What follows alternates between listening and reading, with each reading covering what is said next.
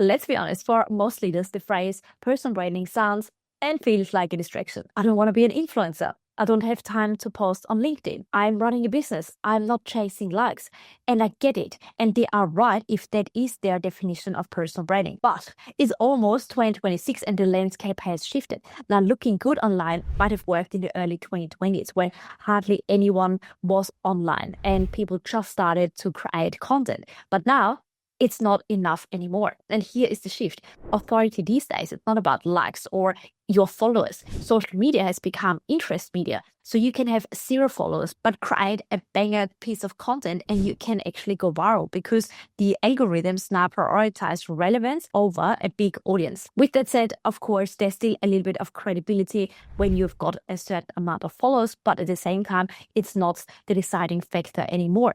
Nowadays, it's about turning your thinking, your stories, your frameworks into assets people can trust before they know you, before they walk into the room, before they even met you. And let's be honest, most first interactions happen online way before we actually meet somebody or talk to somebody. They check out our LinkedIn profile. They are going onto our website. They are asking a friend about us. They are making a decision based on what they find and what they hear, not necessarily what is right. And as we know, and what I've said a million times, perception is reality. So the question is, what do they find about you? Now, visibility may get you noticed, but authority is what gets you paid. And over the next 15 or so minutes, I'll break this down. Why personal branding as you know it is dead, what replaces it, and also how to actually build authority capital that compounds. The mistake, most executives confuse visibility with authority, and most founders confuse systems with strategy. And it's costing them because visibility without assets is fragile. In the second you stop posting, you disappear from the universe. And processes without positioning don't build equity. They can be copied tomorrow. Most of my clients have hardly time to breathe. Let's just put it that way. They are fairly busy. And the idea of posting consistently feels literally like a punishment to them. And I get it, especially since LinkedIn changed their algorithm and LinkedIn posts are now reaching a fraction of the audience they did even a year ago. But that's not the problem. That's the opportunity because it's no longer about chasing likes or chasing reach. It's about building the right starting point. So visibility becomes a rinse and repeat process. One your team, even EAs, comms managers or assistants can actually run without. But that's what hardly anyone is talking about because it's not as sexy as going viral. But I'll take trust over virality any day because virality gives you these cheap endorphins, but trust gives you compounding value. Now, the question, of course, is how do you actually build trust that compounds? Because just saying focus on building trust, it sounds right. But most leaders don't even know what to do on a Monday morning, let alone what they should do to build compounding assets. Some leaders get stuck posting endlessly because they've heard it somewhere that you have to show up consistently. Others, on the other hand, they bury themselves in systems and think they have to just create one SOP after the other. Let's look into quadrant 1, which is the operational consistency. This is your engine room, the playbooks, the SOPs, and the workflows that keep the lights on. Every business needs it, but it doesn't make you stand out. These are the costs of doing business, not multipliers. Let's look into quadrant 2, which is the visibility engine. Now, this is where most people start and also stop. It's about creating LinkedIn posts. It's going on podcasts. It's attending network events. And it gets you seen and it feels productive. But this visibility is fragile because the moment you stop, it stops. The whole momentum stops. Visibility is an activity, not an asset. Now, moving on to quadrant 3, which is the enterprise equity. This is where multipliers are created. It's your proprietary research. It's your strategic narratives. It's the employer brand architecture. These are just assets. These are levers. They increase valuation because they differentiate the business in a way systems never could. And then last but not least, quadrant number 4, which is the authority capital quadrant. It is the highest value quadrant. It's your codified frameworks, it's books, it's advisory models, it's commercialization roadmaps. This is where your personal thinking becomes an asset that outlives you. It's stuff people will quote, reference, and of course also pay a premium for. But here's the punchline. Quadrant 1 and 2 keep you in the game. quadrant 3 and 4 change the game, because the real power comes when they work together. The connection between the quadrants is what creates leverage, and that's where the multipliers live. Now, if you're stuck at the bottom half, the operations and visibility part, you are running but not compounding, because visibility gives you popularity and presence, and systems keep you organized, but neither of these adds multipliers. Now, the breakthrough comes when you codify visibility into IP and elevate systems into positioning. That's how you step from being busy and doing all the things to becoming valuable. In simple terms, popularity makes you liked. And yes, this is where we can get stuck, because it does feel good when people say, how much do you like us and so forth. But IP gets you paid, and it gets you usually paid more than others, because there is a true differentiator in how you can create value. Now, here's the magic. When you connect the top half of the map, you create exponential value. Take Nadella. He reframed Microsoft through empathy and reinvention. His personal authority gave Microsoft's enterprise equity a new narrative. Or Sarah Blakely. She didn't just sell shapewear. Her founder story turned into $1 billion halo of trust around banks. Elon Musk, like him or not, it doesn't matter. But he is volatile for sure. His authority, initially especially, created this proportional investor confidence that no logo could achieve on its own. And from what I know, Tesla has never done any paid media campaigns. So again, that speaks for itself. Yes, he may have taken his personal story and agenda a little bit too far, and it clearly also now shows, but it also demonstrates the power of a personal brand and a personal reputation. And that's the compounding loop. Your authority capital fuels enterprise equity, and your enterprise equity makes your authority capital more credible. So each one multiplies the other.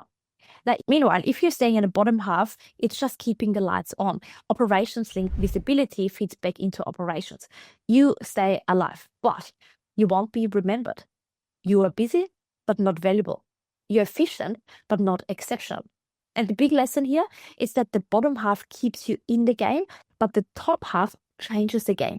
And that's where multiples come. Now, here is why it matters. Authority is not just about logos or optics anymore. It's the hidden multiplier behind today's fastest growing companies. Take Cody Sanchez, for example. She's built this empire around buying boring businesses. Laundromats, car washes, vending machines. I've been obsessed with her and her content recently. And yes, she even got me considering buying one of those boring businesses, because her narrative, her explanations, her framework are so compelling to where I am in my journey that it totally makes sense. But what really drives her success isn't just the businesses that obviously make a lot of money. It's her authority narrative. She's codified her contrarian belief into a movement that tracks capital, talent, and also opportunity. Or look at Alex Hormozi. He just doesn't run a business. He has codified his frameworks into books. He just wrapped up his recent launch with the $100 million sales of a book. He's turned it into podcasts, just starting a new YouTube channel, and of course, viral clips.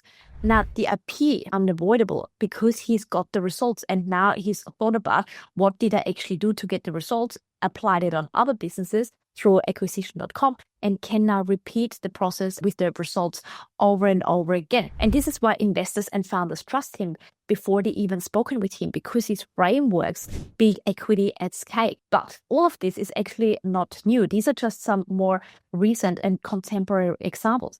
If you look at Peter Drucker, for example, he argued that businesses only two function, and that is marketing and innovation. Now, today, authority is the bridge, because marketing without trust is just noise, but innovation without authority gets ignored. Warren Buffett is a case study in trust capital. His reputation allows him to raise billions in hours, not because of fancy pitch decks, but because decades of authority compound into instant investor confidence. Bill Gates said that if I was down to my last dollar, I would spend it on PR, and he meant reputation, influence, and authority as the multipliers of enterprise. Now, when he said that, PR wasn't Instagram Reels or LinkedIn carousels or podcasts. It was old school media talking to journalists and sending press releases. But even back then, Gates knew something most founders will overlook, and that is that your reputation is worth more than your bank. Because fast forwarding to today, the game has changed. We don't need to beg a newspaper editor to tell our story anymore. We've got direct access to the market through LinkedIn. YouTube, Substack, podcast, you name it. The list goes on. So if Gates were starting today, he wouldn't just hire a PR firm. He would build what I call the authority ecosystem, meaning codifying his ideas, telling his stories, and turning those into assets that build trust at scale, also when they are not physically in the room or deliver the message. Because here's the truth: capital flows to trust. Talent follows trust. Opportunity follows trust. Gates' last dollar comment isn't about spin, it's about leverage. And in 2025, that leverage sits in the stories you own, the frameworks you publish, and the reputation you are known for before you even walk in the room. Now, you might push back now and say, but Petra, Coca-Cola, Nike, they're global giants and nobody cares who the CEO is and they are just doing fine. And yes, you're right. At least under the old rules. Because in the broadcast era, when these brands started, mass marketing worked because attention was scarce and distribution was controlled by a few big channels.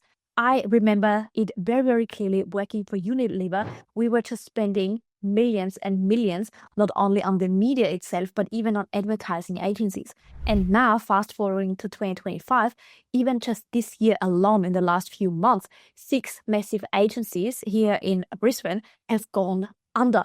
And this is a sign of its time. Logos back then carried weight. The people behind it, they were kind of optional. Nobody really cared about it. But that world is over. Consumer trust in advertising is at critically low levels. One study even found that fewer than 1 in 5 people trust ads. Think about yourself. How often are you clicking on ads these days when you Google something, if you even still Google something? You wouldn't click on the paid ads link, would you? I wouldn't. I haven't done in many years. Anyway, moving on. 75% of consumers say they are uncomfortable to purchase from with poor data practices because our data have been leaked one too many times probably in the last few years. But more importantly, when brands are everywhere and everyone is shouting at us, logos just blur because we cannot make logical sense of that. People turn instead to leaders, meaning other people's they trust and recognize. And this is why executive visibility is now part of the reputation strategy of pretty much every fast-growing organization. And this is why you see people like even Mark Zuckerberg rising from nowhere and building their personal brand, advertising now the Meta Ray-Bans, because obviously we are moving away from phones into glasses. With that said, he built Facebook, now Meta, from the background. Nobody knew even of him, or at least we were not as interested, whereas now we are checking out everything that he's doing. Because in 2025 and beyond, personal authority is the multiplier to corporate equity. Without it, even the biggest brands risk being perceived as faceless, transactional, and also commoditized. So what can you actually do with that? If you have dismissed personal branding as being a waste of time, here is where to start. Firstly, you want to do an audit. Where are you on the map right now?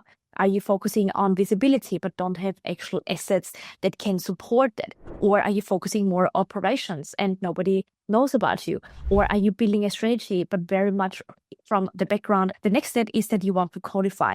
Draw your frameworks and repeatable philosophies. I always say, if you can't draw it, you can't own it, and you also can't scale it. In the end, if you can't systemize what you do and how you do what you do, you cannot teach it to somebody else. So if you want to sell your business eventually, but everything happens in your own head and in your own way, of course, nobody can learn it. When we are talking to investors or people who want to purchase the company, they, of course, are looking into repeatable systems that work without the owner.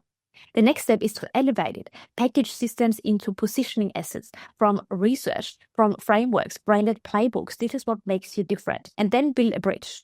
Use your authority capital to humanize and amplify the company brand. Let that company's equity reinforce your personal credibility. And last but not least, commercialize. This is where you then turn your frameworks into books, into advisory programs, into board roles, into scalable programs, or trust assets that boards and buyers pay premiums for. So, which quadrant are you living in right now? What would change if you moved from the bottom half to the top half? And also, what would it cost you in opportunities, in valuation, in legacy if you didn't? This is why I put together the Authority Tools, a brand new digital product which combines 30 bite-sized audio lessons that you can listen to and learn on the go, delivered through a private podcast, together with one of the most powerful custom GPTs I've ever come across. Yes, it's based on my own IP, but it helps you to nail your authority brand positioning and also your authority capital quickly. Now, if you want the shortcut, make sure you check out the links in the comments. Now, if this resonated, share it with somebody who is still stuck in either the visibility engine and they are everywhere, but don't have any actual assets that they own, or the other way, in the operational treadmill and nobody knows of them. Because visibility and being known by everyone, but being known for nothing, has as much value as if you work behind the scenes and actually nobody knows what you are working on. With that said, make sure you check out my other video where I explain why executives are building frameworks and don't just solve problems, because this in the end is your foundation to build your authority capital.